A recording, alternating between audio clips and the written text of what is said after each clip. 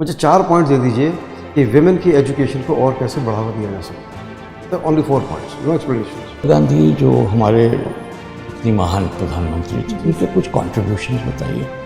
Beti Padhao Beti Bachao yes का जिक्र किया। यस ये बेटी पढ़ाओ बेटी बचाओ है या बेटी बचाओ बेटी पढ़ाओ है?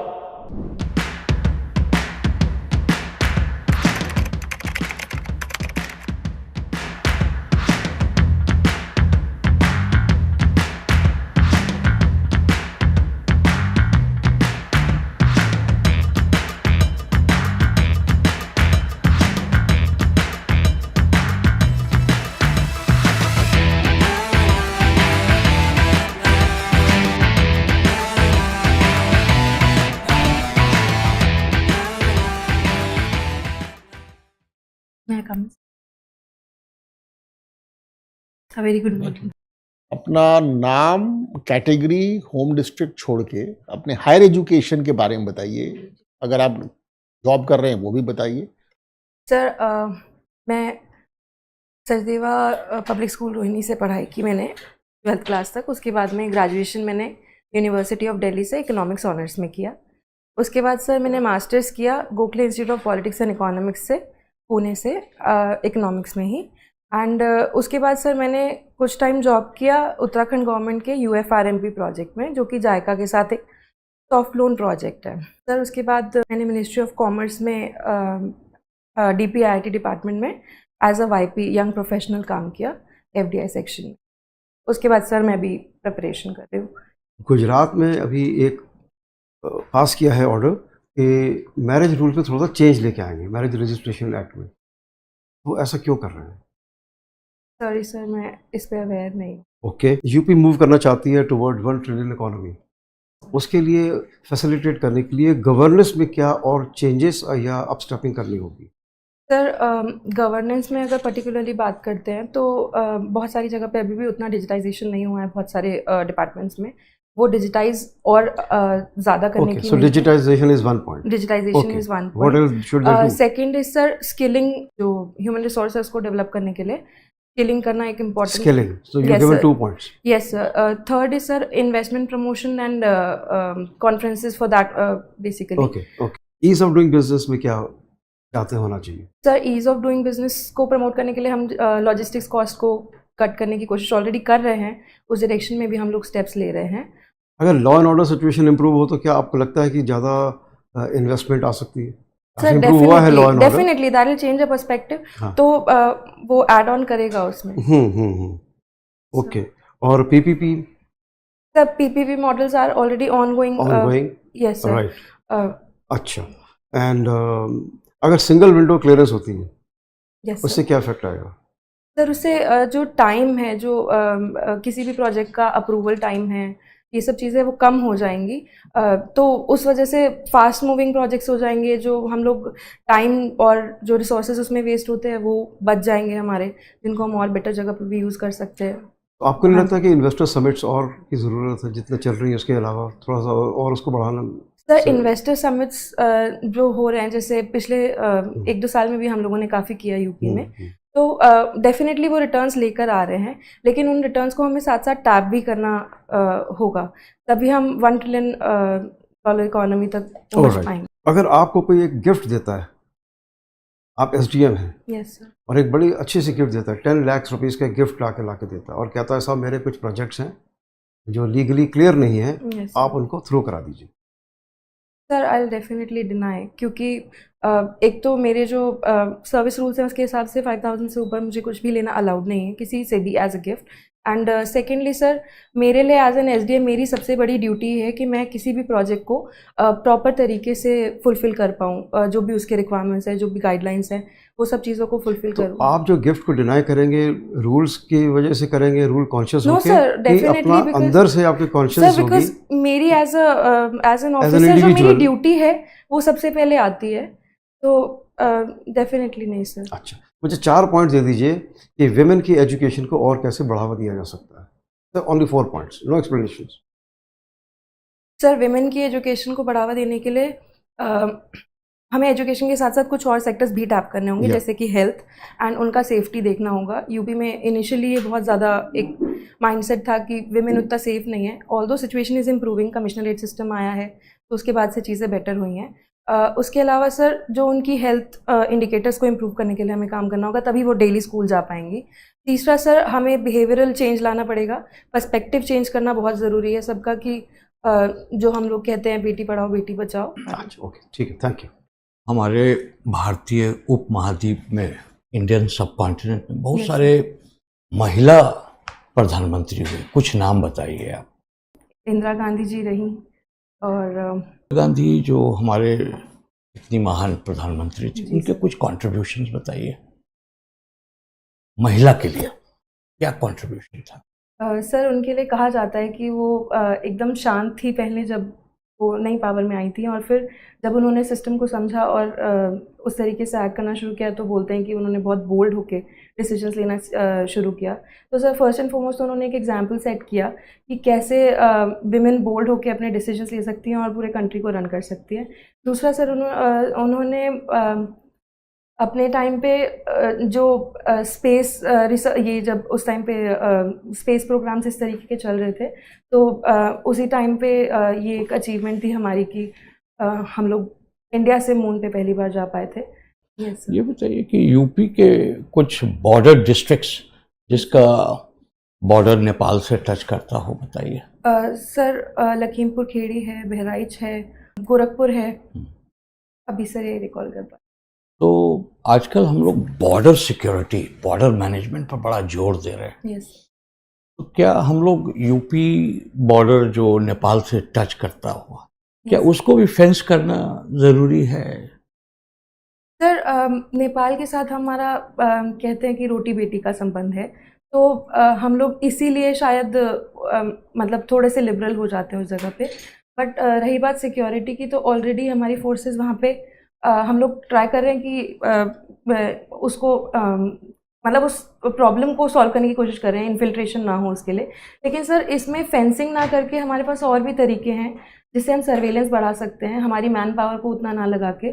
जैसे ड्रोन सर्वेलेंस हम कर सकते हैं, और भी जो टेक्नोलॉजी आ रही है उसको यूज़ करते हुए। मगर बांग्लादेश बॉर्डर पर तो हम लोग फेंसिंग अब पूरा करने के लिए कोशिश जी कर सर। रहे हैं। जी तो सर। नेपाल ऐसा क्या है विशेष, ये जो आपने बोला रोटी बेटी, इसका हाँ जी। कुछ मुझे समझ में नहीं आया, कुछ उसको विस्तार से समझाइए। सर जो नेपाल से लगते हुए डिस्ट्रिक्ट्स हैं, चाहे यूपी के हों चाहे बिहार के, वहाँ का कल्चरल सिमिलैरिटी भी बहुत ज़्यादा है। जो मिथिला कल्चर बोला जाता है, जैसे बेसिकली उन लोगों के साथ में हमारा जो कल्चरल सिमिलैरिटी है, उसकी वजह से हम लोग उनके साथ काफ़ी कंफर्टेबल हैं, मतलब। अच्छा ठीक है, लास्ट सर। क्वेश्चन में मैं पूछता हूँ कि एक कॉन्सेप्ट है मिनिमम गवर्नमेंट मैक्सिमम गवर्नेंस, ये क्या चीज़ है, और बताइए यूपी गवर्नमेंट इसके लिए क्या कर रही है? गवर्नमेंट एंड मैक्सिमम गवर्नेंस से हमारा मीनिंग ये है कि हम चाहते हैं कि मिनिमम से मिनिमम हम लोग रिस्ट्रिक्शंस रखें, मिनिमम से मिनिमम गवर्नमेंट अपनी इंटरप्शंस करे, और गवर्नेंस फिर भी हम लोग मैक्सिमाइज करें। सर जैसे सिंगल विंडो क्लियरेंसेस उसका एक एग्जांपल है, और डिजिटल पब्लिक इंफ्रास्ट्रक्चर क्रिएट करना उसका एक एग्जांपल है। फॉर एग्जांपल ये डीबीटी जो हमने किया, ठीक वो है, भी उसका धन्यवाद, मैं एग्जांपल समझ है। गया। हाँ जी। आपने इकोनॉमिक्स की पढ़ाई करी है काफ़ी, जी सर। फिर भी करी है। यूपी में सिविल सर्विस क्यों ज्वाइन करना चाहते हैं? मेरा main purpose civil services join करने का है कि एज एन इंडिविजुअल मुझे लगता है कि लाइफ में बहुत सारी चीज़ें हैं जो मुझे बेटर मीनिंग देंगी मेरी लाइफ को। तो सर मेरी जो क्वालिफिकेशंस है वो डेफिनेटली मुझे फाइनेंशियल स्टेबिलिटी भी देंगी, और एक सब्जेक्ट स्पेशलाइजेशन भी देती हैं। लेकिन मैं उसकी तरफ नहीं भागना चाहती। मुझे चाहिए कि मैं अपनी तरफ से ग्रास रूट्स पे लोगों के साथ जुड़ के और अपनी इकोनॉमिक्स की नॉलेज को यूज़ करके अलग अलग सेक्टर्स में उसे यूज़ कर पाऊँ। अगर मैं अपनी फील्ड चूज़ करती हूँ तो मैं सिर्फ एक पर्टिकुलर सेक्टर में, जैसे रिसर्च या फाइनेंस की तरफ जा पाऊँगी। लेकिन अगर मैं सिविल सर्विसेज ज्वाइन करती हूँ सर, तो मैं मल्टीपल डायरेक्शंस में, मल्टीपल सेक्टर्स में काम कर लूँ। आपने DPIIT में कुछ काम किया है, जी सर। वहाँ एक इन्वेस्ट इंडिया बना हुआ है, जी सर। क्या करता है ये, कितना सर- सक्सेसफुल रहा है ये? ठीक ठाक मतलब उन्होंने रिटर्न्स दिए हैं। उनका जो मेन पर्पस है वो ये है कि वो प्राइवेट कंपनीज़ के साथ मिलके और गवर्नमेंट जो है वो प्राइवेट प्रोफेशनल्स को भी उसमें इन्वॉल्व करके और इन्वेस्टर समिट्स और ये सब चीज़ें कराना, फैसिलिटेट कराना बेसिकली, कि इन्वेस्टमेंट हम इंडिया में ज़्यादा से ज़्यादा ला पाएँ।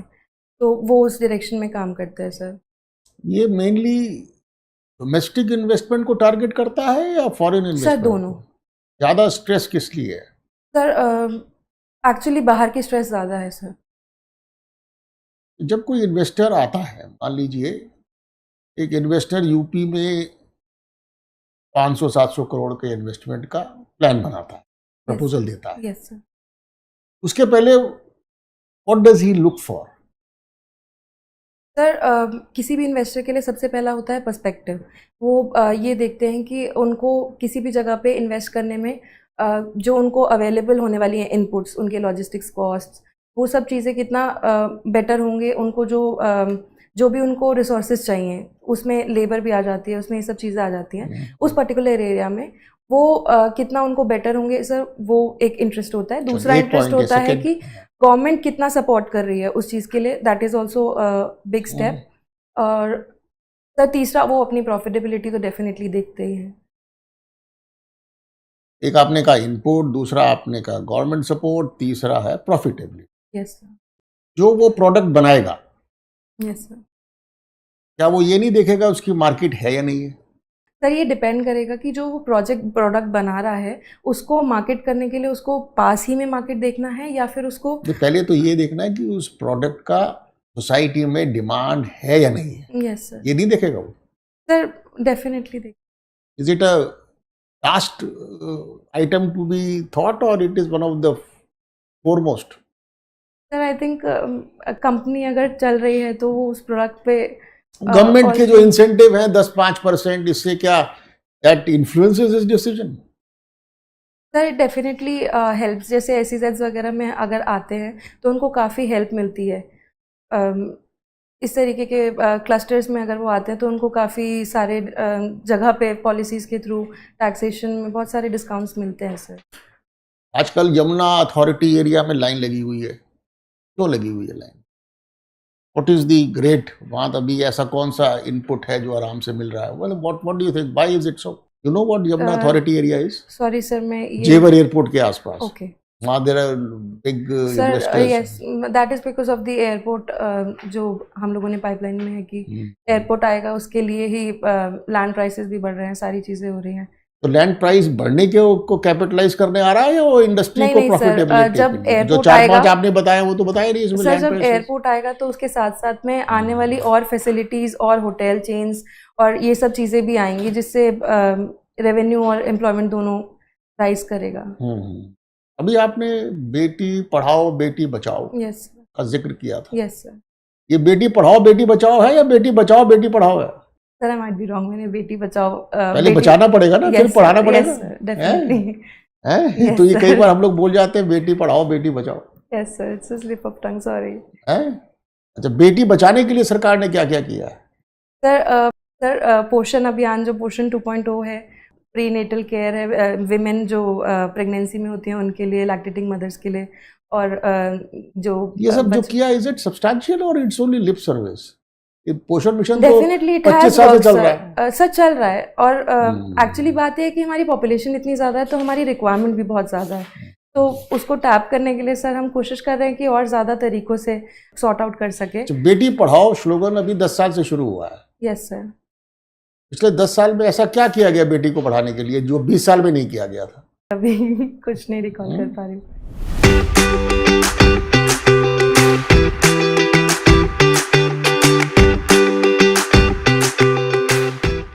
आपका सेल्फ कॉन्फिडेंस अच्छा रहा, Yes. you are quite alert I found, and you have presence of mind to relate to things, and your communication also was good.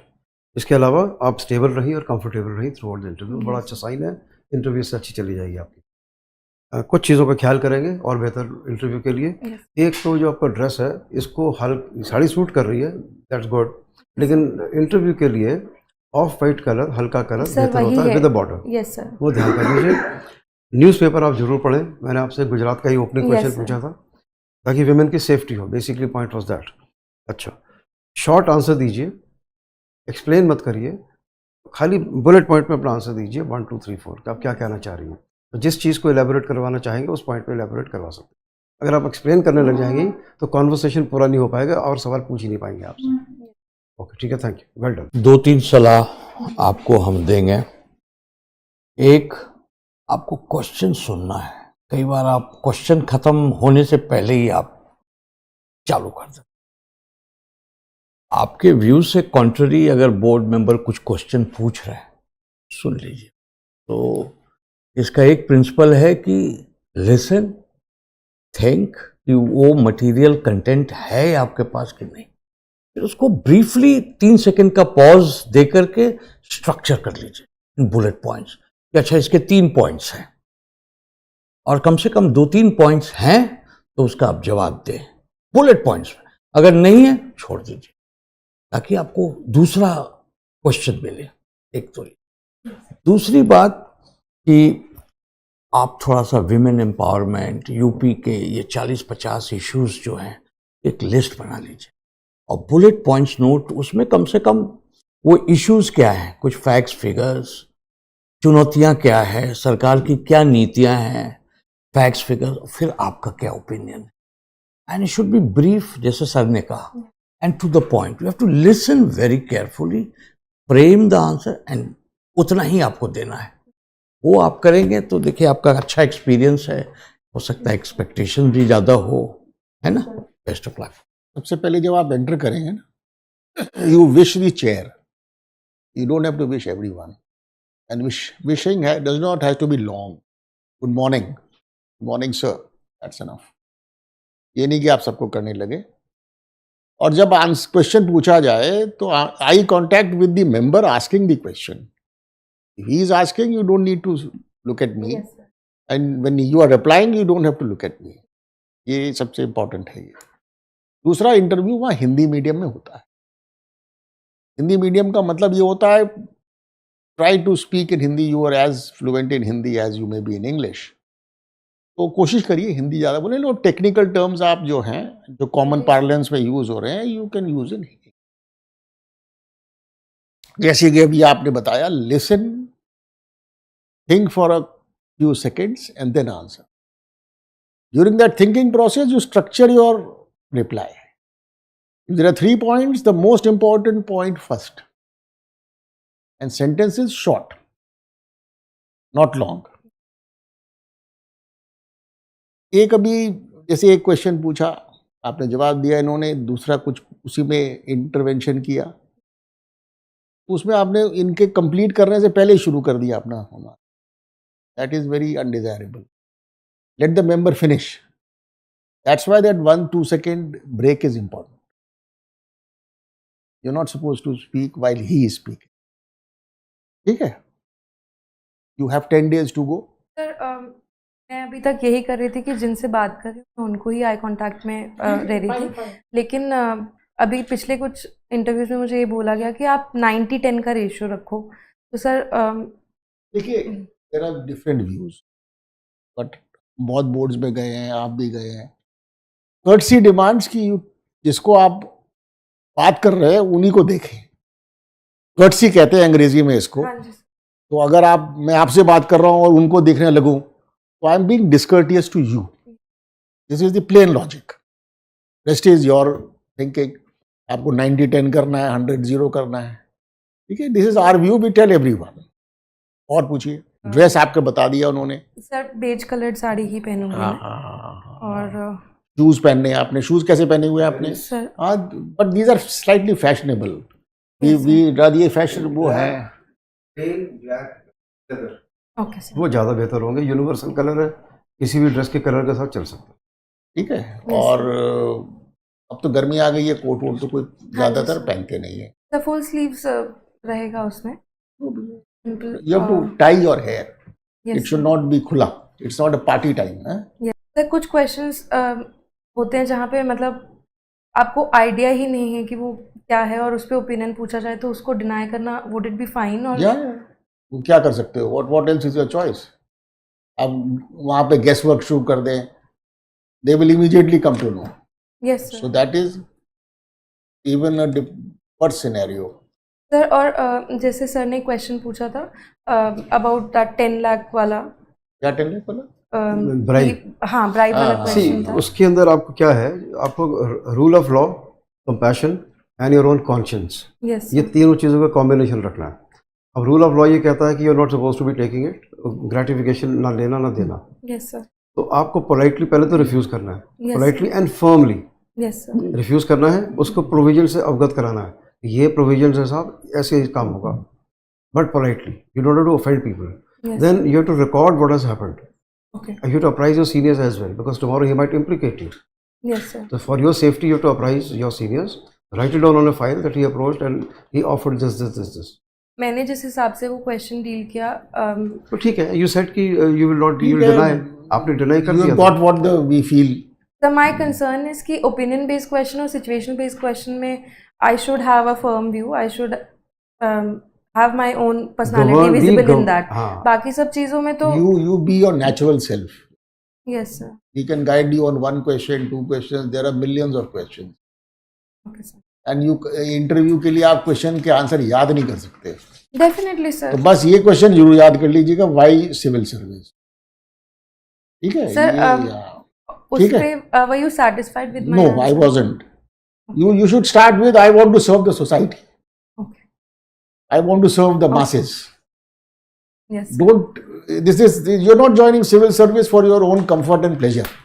Okay sir sir ने Your जैसे point out your किया- answer slightly gave that hint. Sir, actually what happened, by the time I could process the answer and actually give the answer, मैंने उससे पहले बोलना शुरू कर दिया। Sir really pointed it out कि पहले सुन के अगर मैं बोलती तो वो प्रॉब्लम नहीं होती। आपको इसका जवाब हमारे हिसाब से ज्यादा अच्छा है। I want to serve the masses, the poor Okay, people, and the downtrodden and the women and all that.